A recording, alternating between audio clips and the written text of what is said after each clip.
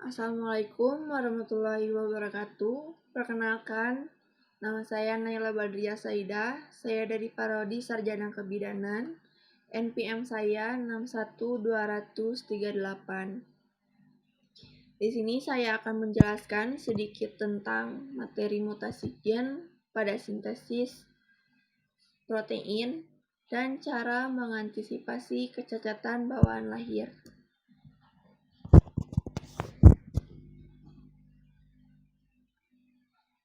Di mana mutasi gen adalah perubahan yang terjadi pada bahan genetik DNA maupun RNA, baik pada taraf kromosom atau pada taraf gen. Mutasi pada tingkat kromosom disebut juga aberasi, dan pada mutasi gen dapat mengarah pada munculnya alel baru dan menjadi dasar bagi kalangan pendukung evolusi mengenai munculnya variasi-variasi spesies baru.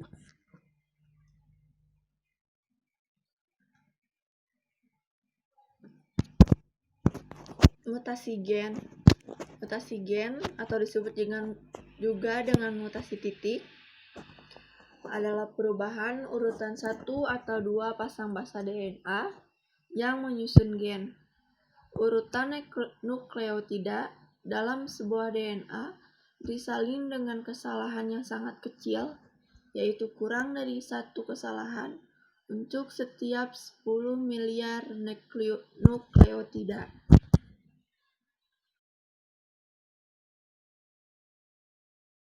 Protein atau dalam bahasa Yunani disebut protos yang paling utama sendiri merupakan senyawa organik kompleks berbobot molekul tinggi yang merupakan polimer dari monomer asam amino yang dihubungkan satu sama lain rantai asam amino dengan ikatan peptida. Sintesis berasal dari bahasa Yunani di mana sin artinya tambah dan tesis artinya posisi, yang biasanya berarti satu integrasi dari 2 atau lebih elemen yang ada yang menghasilkan suatu hasil baru. Istilah ini mempunyai arti luas dan dapat digunakan untuk fisika, ideologi, dan fenomenologi.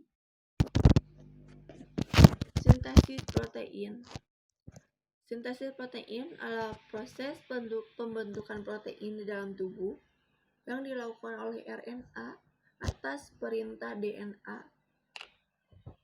Sintesis protein berlangsung di dalam inti sel dan di dalam ribosom. Masih ingatkah kamu dengan ribosom?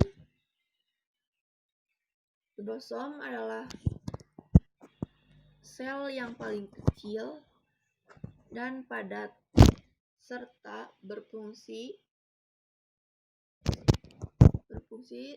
sebagai tempat sintesisnya protein.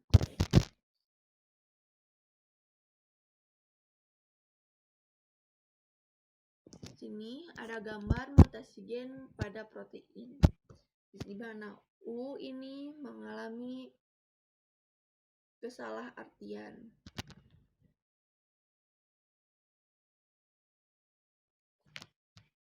Mutasi gen pada sintesis protein.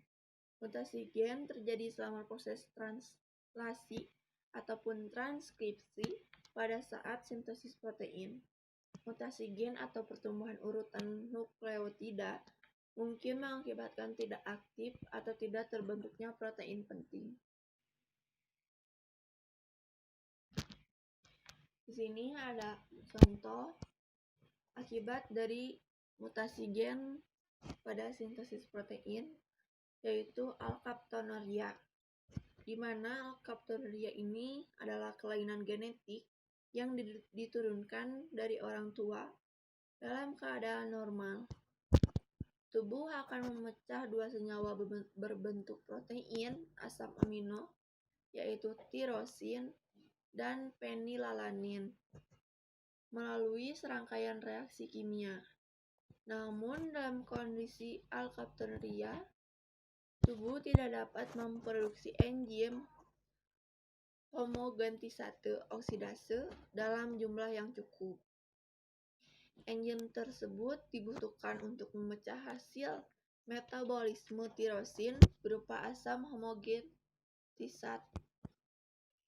Akibatnya, asam homogentisat menumpuk lalu menjadi pigmen berwarna hitam atau gelap dalam tubuh, sementara sebagian lainnya dikeluarkan melalui urin.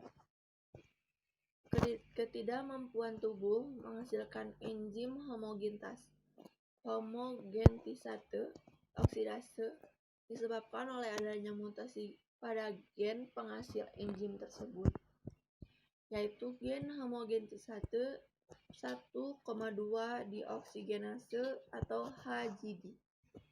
Kelainan ini diturunkan secara autosomal resesif, yang artinya mutasi gen tersebut harus diturunkan dari kedua orang tua baru menimbulkan kelainan ini, tidak hanya salah satu. Berikut adalah cara mendeteksi dan mencegah kelahiran dengan cacat lahir. Pertama, memeriksa terlebih dahulu penyakit genetik pada orang tua yang mengakibatkan kecacatan sang bayi. Seperti tadi alkaptonuria, yang kedua hemofilia, di mana kasus ini darah tidak bisa membungkus secara normal, menyebabkan pendarahan setelah terjadinya kerusakan, seperti tergores dan cepat-cepat berhenti pendarahannya. Anemia sel sabit, di mana sel-sel meliuk berbentuk sel sabit. Sel-sel ini mati dini, sehingga sel darah sehat berkurang dan memblokir aliran darah, sehingga menyebabkan nyeri sendi. Sindrom Klinefelter, di mana laki-laki salinan kromosom X tambahan akibat kesalahan genetik setelah pembuahan yang mengakibatkan massa otot pada payudara laki-laki bertambah. Yang kedua, sindrom Down. Yang keenam, sindrom Down kelainan kromosom 21 yang mengakibatkan, nanti dibahas di slide berikutnya.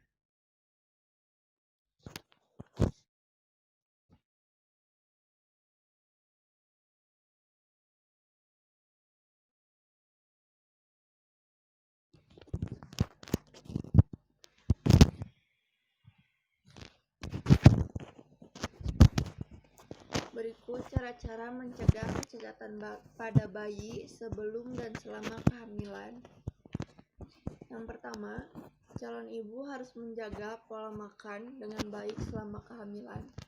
Mengonsumsi makanan sehat untuk ibu hamil yang bergizi dan bernutrisi merupakan cara yang bisa ditempuh untuk mendukung perkembangan bayi dalam kandungan, sehingga risiko bayi lahir cacat dapat terhindarkan. Yang kedua, konsumsi asam folat pada ibu hamil dapat mencegah terjadinya cacat pada tabung saraf bayi, mencegah terjadinya kerusakan pada otak dan sumsum tulang belakang, mengurangi resiko bayi alami bibir sumbi ataupun cacat jantung. Asam folat terdapat pada makanan seperti sayuran bayam, brokoli, jagung, kubis, dan kacang-kacangan. Pada buah-buahan terdapat pada pisang, jeruk, melon, buah bir, pepaya. Dan pada makanan protein terdapat pada salmon dan ati ayam. Yang ketiga, berhenti merokok. Sebab merokok selama kehamilan dapat mengakibatkan bayi lahir prematur dan bayi lahir cacat seperti alami bibir sumbing, di mana ibu yang perokok pasif sebaiknya hindari paparan asap rokok juga untuk mengurangi efek buruk dari rokok pada bayi yang dikandung. Yang keempat, berhenti konsumsi alkohol. Kemungkinan alkohol tersebut masuk ke dalam peredaran darah dan tali plasenta bayi. Bisa saja terjadi jika ini dialami, perkembangan janin bisa saja terganggu dan juga bisa meningkatkan risiko bayi lahir cacat. Nah, tak hanya meningkatkan risiko bayi lahir cacat saja, konsumsi alkohol pada wanita hamil juga bisa meningkatkan risiko keguguran. Walaupun pada riset, jika mengonsumsi sedikit diperbolehkan, tetapi sebaiknya jangan. Yang kelima, infeksi pada kehamilan. Untuk mencegah, kita harus menjaga kesehatan dan kebersihan dengan baik, seperti mencuci tangan, pakai sabun hingga bersih setiap mengerjakan ataupun setelah mengerjakan sesuatu.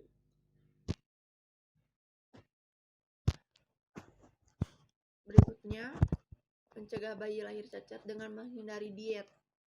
Ketika Anda dengan sengaja mengurangi konsumsi porsi makan atau membatasi jenis makanan tertentu, cara ini justru akan mengurangi asupan nutrisi janin. Ini karena janin dalam kandungan membutuhkan asupan nutrisi yang cukup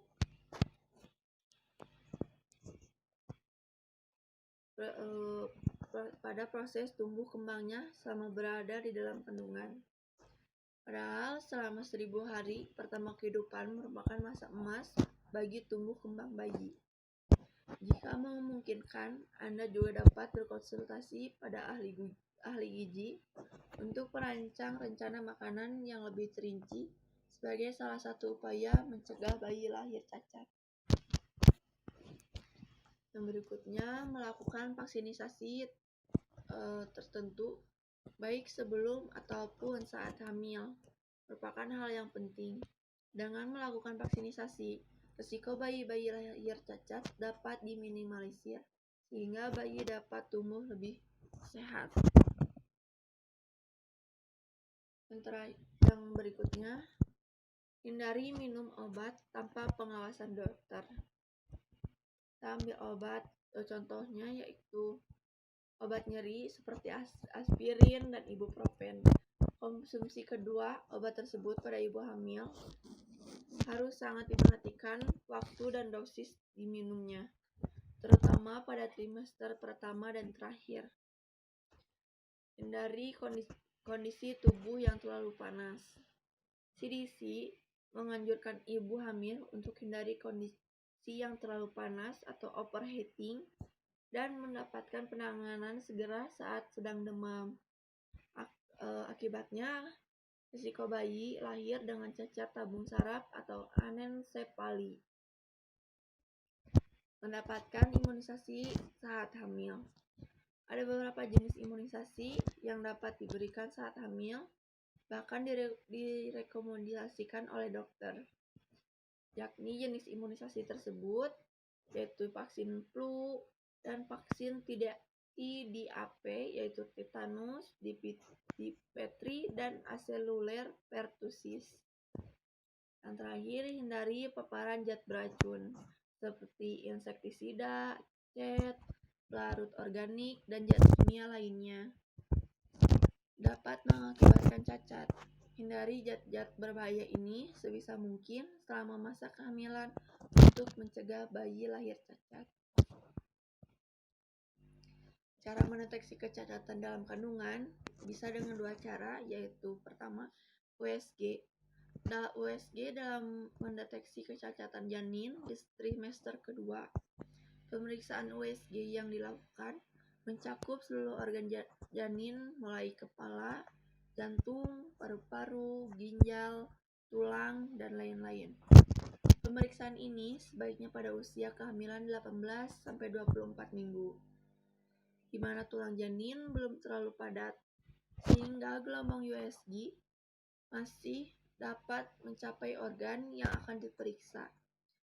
Pemeriksaan ini disebut dengan pemeriksaan detail scan. Yang kedua, bisa menggunakan dengan tes darah, dapat membantu menemukan risiko kelainan bawaan atau kelainan kongenital seperti anemia sel sabit. Kombinasi kedua tes tersebut dapat membantu menemukan adanya risiko kelainan kromosom seperti sindrom Down dan sindrom Jacob. Yang terakhir, kelainan fungsi kromosom pada janin, di mana trisomi 21 akan mengalami sindrom Down, di mana bayi akan mengalami kelainan intelektual, pertumbuhan yang lambat, masalah pada jantung, serta kelainan struktur wajah, seperti mata juling dan kontur wajah yang datar. Anak masih bisa duduk dan berjalan, bicara, tapi perkembangannya menuju fase itu sangat lambat dibandingkan dengan anak normal pada umumnya. Dan ada beberapa kasus yang menderita sindrom Down tidak lancar untuk berbicara. Trisomi 18 akan mengalami sindrom Edward, di mana bayi ini biasanya lahir dengan berat badan yang kecil, menangis lemah, dan suaranya terbata-bata. Akan mengalami banyak masalah kesehatan yang dapat menyerang bayi. Dengan kelainan fungsi kromosom ini, misalnya sering kejang-kejang di tahun pertama kehidupannya, adanya penyakit jantung bawaan, hingga rentan terkena infeksi. Sehingga dengan angka harapan hidup bayi trisomi 18 ini sulit untuk diprediksi. Trisomi 13 akan mengalami sindrom Patau, di mana bayi ini lahir dengan kepala kecil dan kening yang rata, karena bagian otak mereka biasanya mengalami masalah seperti tidak terbagi menjadi dua bagian. Bayi dengan trisomi 13 juga ditandai dengan jumlah jari yang berlebih atau polidaktili. Sindrom Turner hanya 45 kromosom dengan kromosom seks X0 hanya terjadi pada bayi perempuan yang ditandai dengan rahim yang tidak berfungsi atau infertil, kelainan bentuk tulang, dan dada yang besar serta puting yang lebar. Sekian penjelasan dari saya. Apabila ada yang kurang, wassalamualaikum warahmatullahi wabarakatuh.